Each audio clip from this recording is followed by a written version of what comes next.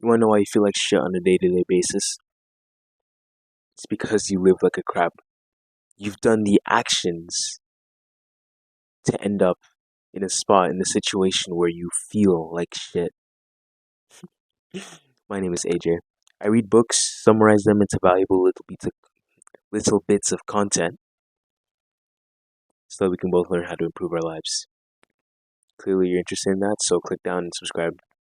You'll be doing a favor for both of us. I was 12 years old when I first started fapping.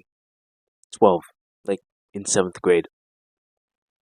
I would feel dirty as shit every time I was done because, come on now, you're watching someone else have sex with someone else that you want to have sex with. So already you feel like you're doing something that you shouldn't be doing. So already you feel horrible. And even worse, I would be covered in sweat, dirt. Yeah, it'd be nasty as fuck. And I would do it in the morning or in the morning before school. Before school. School hasn't even started. It's like 6:30, and I'm over here just addicted to fucking instant gratification. Want to guess how I felt when I went to school? Alive? No. I felt like a hermit. I felt like I'd been so far away from socialization. So this ended up in a horrible negative feedback loop where I would feel horrible because of the shit I was doing in the morning. And then the people around me would see that saw myself as a little bitch. So guess how they treated me? Like a little bitch. Which is entirely fair. I deserved 100% of that at that time. There are certain identities that receive respect and some that don't. What is it? I'm going to go over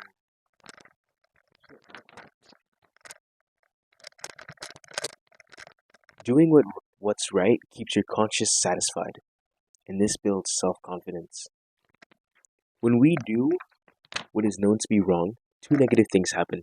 First, we feel guilt, and this guilt eats away confidence.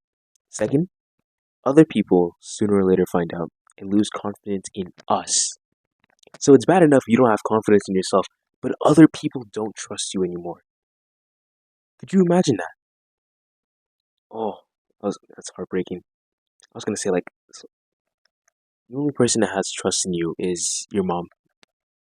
Like, full 100% trust in you. Anyways, do what's right and keep your confidence. That's thinking yourself to success. There's a psychological principle that is worth reading over 25 times. To think confidently, act confidently. Which just, come on now, it's just common fucking sense. But it's interesting. The great George Crane said in his famous book, Applied Psychology, emotions are the precursors of emotions. You can't control emotions directly, but only through your choice of emotions or actions. To avoid all this too common tragedy, become aware of the true psychological facts. Go through the proper motions each day, and you'll soon begin to feel the corresponding emotions. So think about this. What's an exercise? Okay, what's something that I know for a fact that you've done before?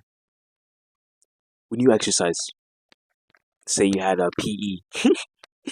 I'm hoping that's not the last time you exercised, but let's say in PE, when you did something really good, you did some sort of exercise and you felt great. You felt good. And because of that, your mood shifted, right?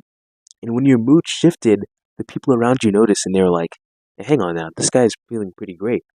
You could adapt someone up and, just kind of sticks because, like, well, you're feeling good, so the person that's around you is going to be feeling good too. It's just their perception of you shifts because now they could have been thinking of you. Okay, well, let's not get too much into what other people think in the external world, but To be honest, we want other people, to some extent, to not think so negatively of us, and if they decide to, that's on them. But we don't. We want to have the belief in ourselves that we are positive, that we are goal setting, that we have at least good beliefs. So when we have this good, nice belief, not nice, but you know what I mean, respectful belief, where other people can respect us, then we'll start to feel much better about ourselves, and they'll start to feel better about being around us, which is so interesting because then they'll want to be around us more. That's a secret tip for how to create better friends. But let me see. Psychologists tell us that we can change our attitudes by changing our physical actions. You feel more like smiling if you actually smile. Do it. Laugh. Okay, maybe not like that, like a fucking, like I'm forcing you to do it like a clown, but you will feel better about yourself when you smile. Come on now. On the negative sign, frown, a really shit frown, and you won't want to frown.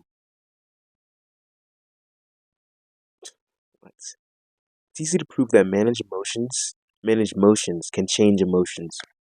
People who are shy in introducing themselves can replace it with this timidity with confidence just by taking three simple actions simultaneously. Reach for the other person's hands and clasp it warmly. Second, look at the other person, like make eye contact with them. And third, say, I'm very glad to know you. These three simple actions automatically and instantaneously banish shyness. Confident actions produce confident thinking. Think confidently, act confidently. Act the way you want to feel.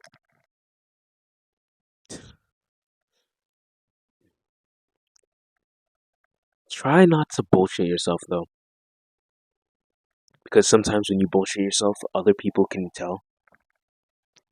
Um, no. Nah, this is where things get pretty interesting because there are two different sets of beliefs to this.